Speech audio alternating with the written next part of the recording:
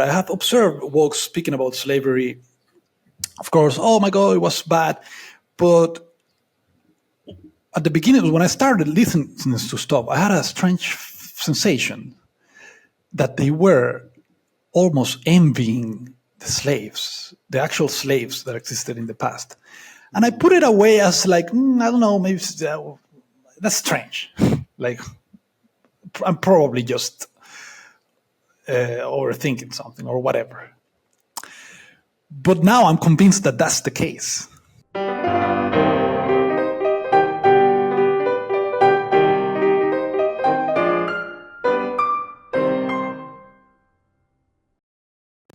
Because they can sense in the back of their heads that even the worldly slaves, so the people that were explicitly a slave, so it's like, oh, this is your master, you have to do what he tells you and work, they still got to be free. Not all of them, of course, they're human beings, so some of them were part of the demonic hierarchy. So some of them were also slaves internally, but some of them were actually free people, in the sense that they still had dignity, and they still have, even though their material conditions might have been shitty,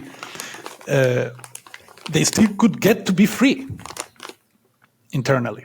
Because at the end of the day, in the most extreme scenario, if you cannot be free, if they would lock you up forever in a room and you would lose your freedom, it's because you were not free in the first place. Like, true freedom is actually an internal thing. It has nothing to do with your worldly agency. And the same works for slavery. If you're a slave, you can be put in the highest position of the world, have all the world under your command, and you're still a slave. There's a quote by Marcus Aurelius, I believe, where he says that the runaway slave is still a slave because he runs away from his slavery, while you don't have to run away from anything if you understand what you're doing. But 100%. Having said that, it's obvious that conditions like slavery can be very suboptimal to like learn the lessons. Yeah. They are, and I think the wokes, I think they do envy the victims of old and right. and of new, maybe also, but especially the victims that did not identify themselves with it, right? I mean, the slave that became free, even though in his slavery, that's a hero, right? That's an amazing person. Yes, that's what they admire or they're envious of. It's pretty cool to have suffered through something and to have come out. It's a status thing, because it is, if you succeed in that, yeah, that's commendable, right? And they also want to be commendable, and yeah, they equate, and sure, everyone wants to be. You can be if you want to. But they equate it with the form, right? They think they also have to be oppressed or slaves to be a great soul, a great person. And that's not the case. Or maybe you can do it that way, but you can do it in so many ways. But I do also notice that the right, the non-woke right, that they have the same thing, but with the master. They adore the masters of old, and they think they have to become a master now. You know, well, it's possible. That's your path. You know, but you could also be a slave. And I see this a lot, that the left thinks my path to greatness is by being a victim, but the left is in power, so they can't be a victim. So, right. And that creates this fucking crazy behavior. and you see almost the same thing with the right resistance. They are not in power. They are almost completely powerless in a worldly sense. But they pretend like they're the Ubermensch and I'm so cool and blah blah blah. And that's also very weird. It creates very weird things. So this is an interesting thing that I see happening in this Yeah, dynamic. that's interesting, and it's based on the same attempt to cheating at life, in the way I see it. Yeah. Because they don't want to suffer the slavery that takes to become free. Because the first step Nobody does. right, but but it's the first step to become free. It's like, well, you have to realize that you're a slave. If you ignore that fact, then you'll stay there. When I was younger, I could also relate a little more to that mindset. I used to be really impressed with the Jews, with their cultural pursuits, like the scientists and musicians, artists, especially in the 20th century.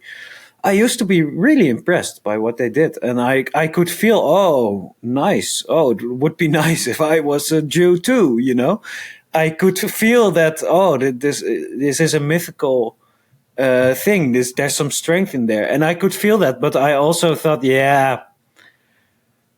I'm not, and I'm not gonna pretend this is not my path. And so I don't even think it's wrong to see the strength in that or to see the beauty in something.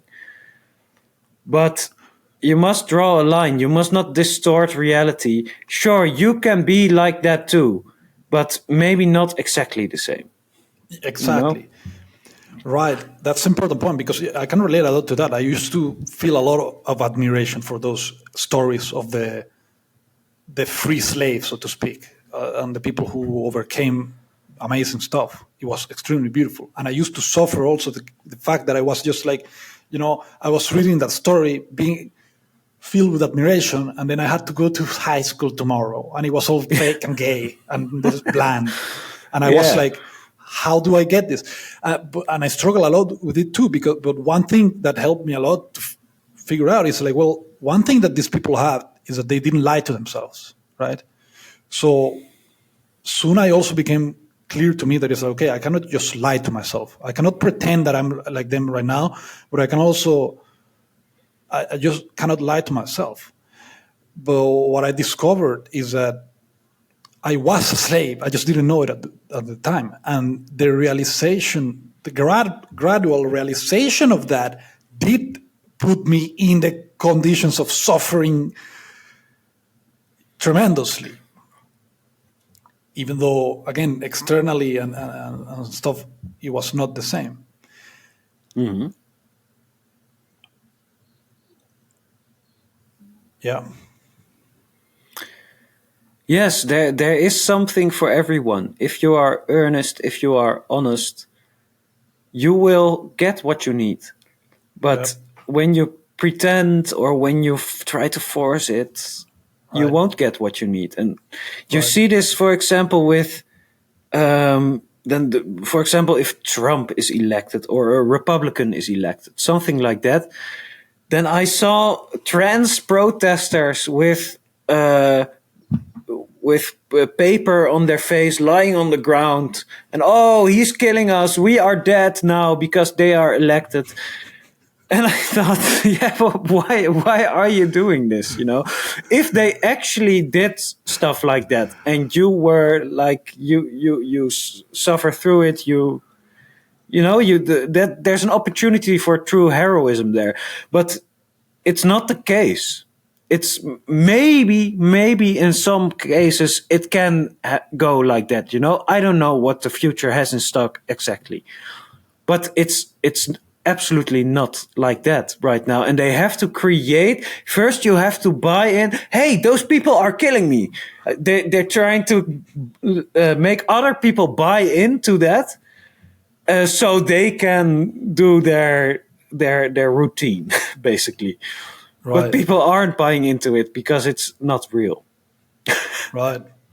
And in a way, it's hilarious in a way, except it's also tragic. So it's kind of like laughing and crying at the same time type of stuff.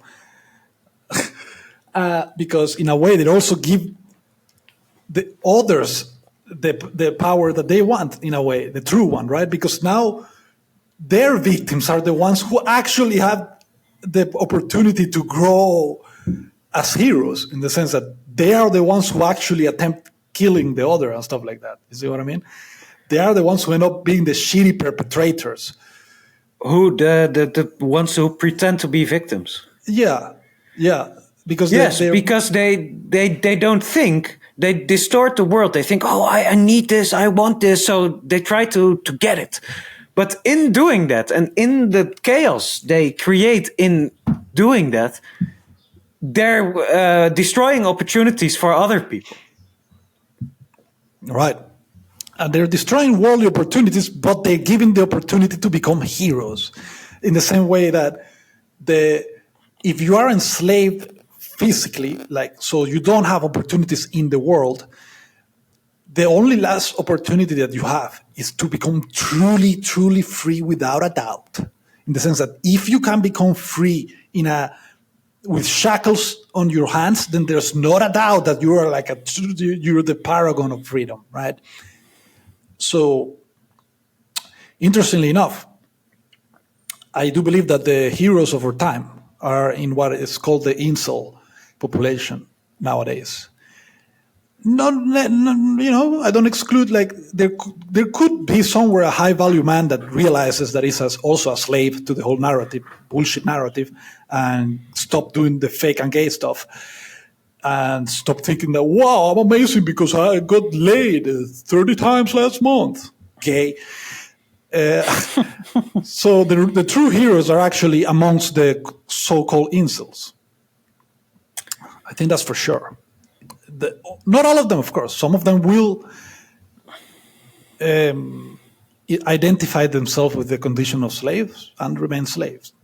But some of them will become the real heroes. I think you're right about that, because the incels of all these groups, of the red pill, of the right wing, of all the new masculinity stuff, the incels are the only ones that are completely disenfranchised, that aren't respected by any of them. They aren't unified also. There's quite interesting research into this, that there is no incel politics. You know, some are more on the left, some are more on the right. There is no real revolution. There is no real organization. So it's the most hopeless demographic of all. And sure, that's where the hero comes from. Yep. And which going in hand with what you were saying about Marcus Aurelius as well, is like that describes a lot of what is happening in the so-called manosphere and red pill side, right? That is like there's a lot of stuff that are a lot of people there, a lot of men that are, because they keep trying to escape, they're enslaving themselves to what they're trying to escape, right? I have a very good example of that. Like, some white men go to Asia to find a wife, right? Because white women aren't nice to them. So I watched a video of a guy who did that. He met his wife in the Philippines or some place like that. And he had a wife or girlfriend, whatever, stable relationship. And they seemed to be happy. They seemed to like each other. But this guy was making videos about people in the West criticizing him for being a passport bro. And he was sitting there like, oh yeah, did they think I'm just racist? They think I'm a misogynist. And but it's not true. And I thought, they're still living in your head. Right? You have fled from it. You're outside of it. You have found a woman that you like and that likes you, you know, but you're still creating these problems. You're seeking them out. You're responding to what people in the West think about you. And I thought, this is so that thing. He ran away as a slave. He found, actually, like in the physical, he found what he was looking for. And then he still has the same mindset. Oh, poor me. Yeah, that was such a good example, I think. Yeah. Good stuff. Send me a video.